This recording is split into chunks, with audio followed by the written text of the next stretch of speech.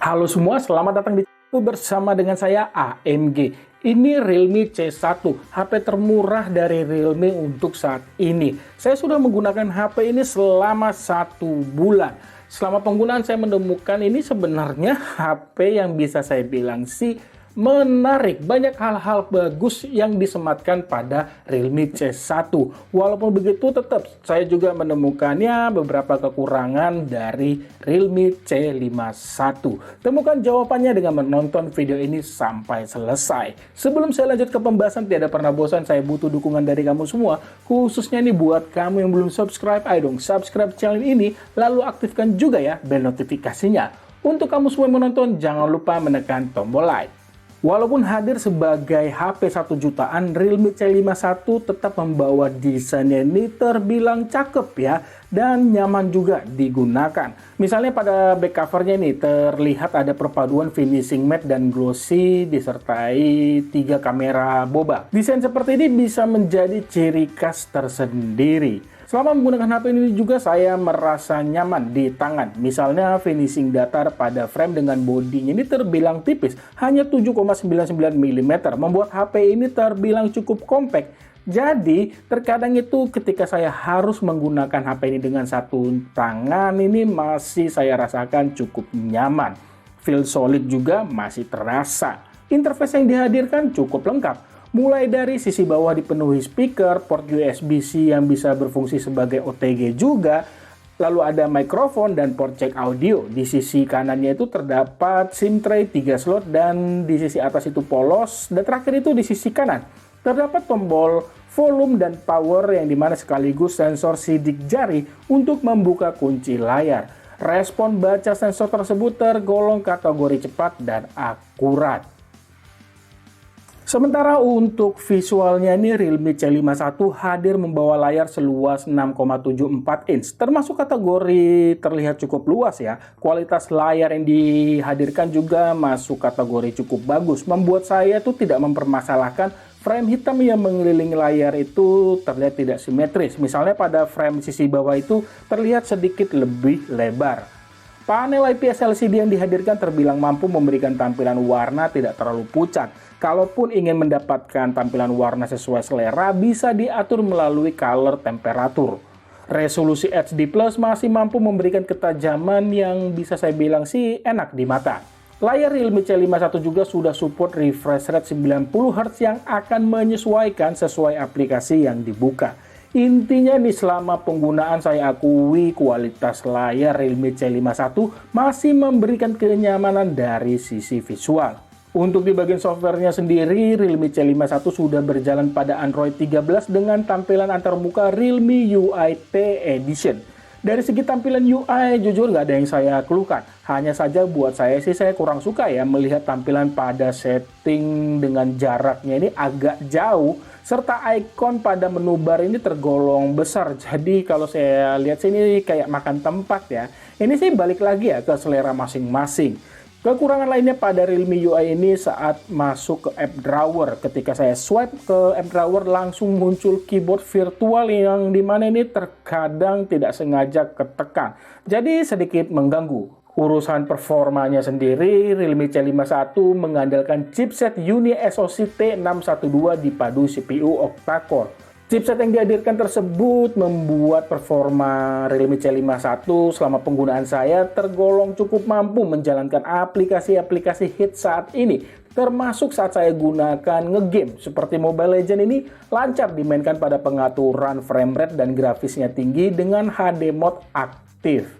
Saya coba main Free Fire juga demikian. Ini termasuk nyaman dimainkan pada pengaturan tertinggi.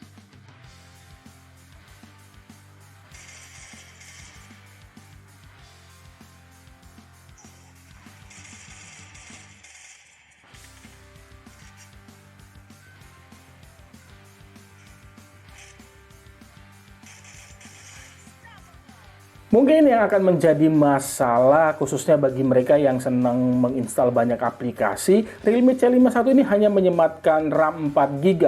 Hal hasil saat melakukan buka tutup aplikasi ataupun saat membuka aplikasi membutuhkan sedikit waktu lebih lama sampai aplikasi terbuka. Mengenai storage, kalian harus sesuaikan dengan kebutuhan masing-masing ya. Ada dua pilihan kok, 64 GB seperti unit saya ini dan 128 GB. Sekarang saya pindah ke bagian kamera. Realme C51 membawa dua buah kamera belakang beresolusi 50 megapiksel ditemani lensa depth 0,8 megapiksel dan ada juga satu kamera depan beresolusi 5 megapiksel.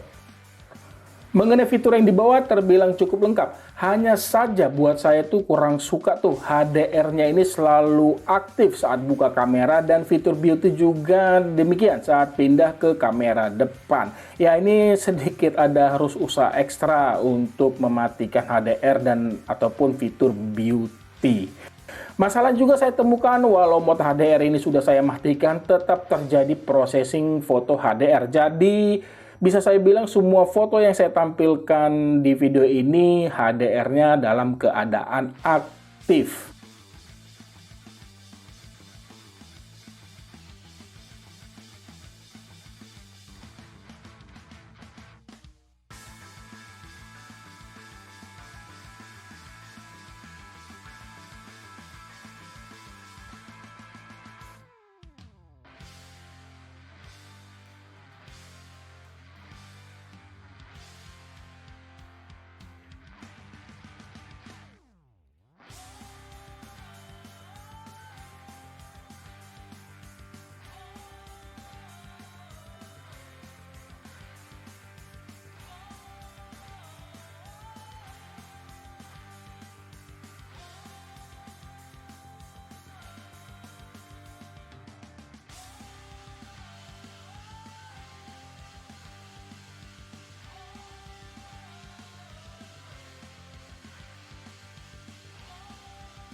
Sementara untuk hasil foto di kondisi cahaya seadanya, ya yang penting itu warna foto tidak menurun, dengan detail sudah pasti hilang, dan noise-nya juga pasti bermunculan.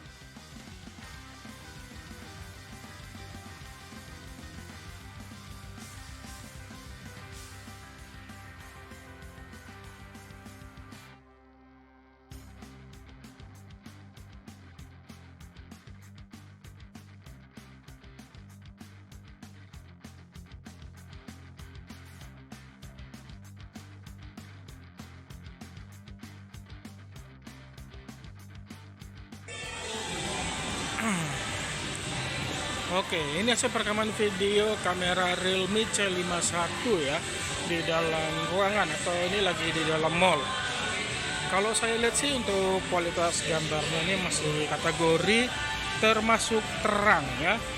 Perekaman video ini hanya Full HD 30 frame per second, tidak ada untuk mengaktifkan stabilization.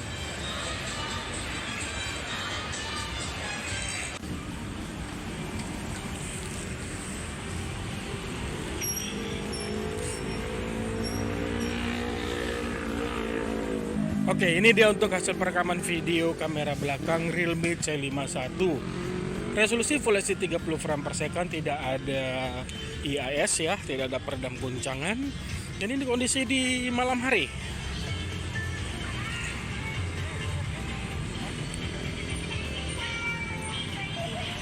Urusan daya tahan baterai, Realme C51 mengandalkan baterainya ini berkapasitas 5000 mAh. Buat penggunaan saya dengan sesekali bermain game Mobile Legends ini sekitar 2 hingga 3 match, daya tahan baterai yang sering saya dapatkan itu sekitar 7 hingga 8 jam screen on time-nya. Bagian yang paling wah atau bisa saya bilang sih paling unggul dari Realme C51 dibandingkan kompetitor di kelasnya itu ada pada pengisian daya baterainya ini. SuperVOOC Charge 33 Watt menjadikan Realme C51 menjadi HP dengan pengisian tercepat dengan harga paling murah.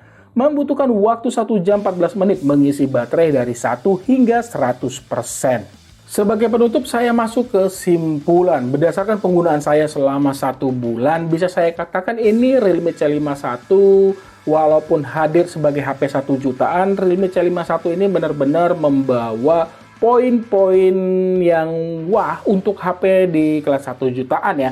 Seperti itu, desainnya terbilang nyaman di tangan, terus terasa compact, Terus kualitas layar buat saya sini masuk kategori cukup bagus, terus performanya terbilang bisa diandalkan, daya tahan baterai yang lama, dan didukung pengisian tercepat termurah saat ini.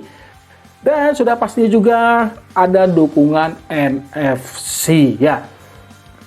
Saya sih berani ya merekomendasikan jika kamu ingin membeli HP 1 jutaan, Realme C51 bisa menjadi pilihan untuk dibeli. Punya pertanyaan ataupun pendapat mengenai HP ini, tulis saja ya di kolom komentar. Itu saja yang bisa saya bagikan di video ini. Terima kasih banyak ya sudah menonton, dan mohon maaf juga nih bila ada kekurangan di video ini. Like jika kamu suka video ini. Sampai ketemu di video saya selanjutnya. Akhir kata saya pamit. Bye!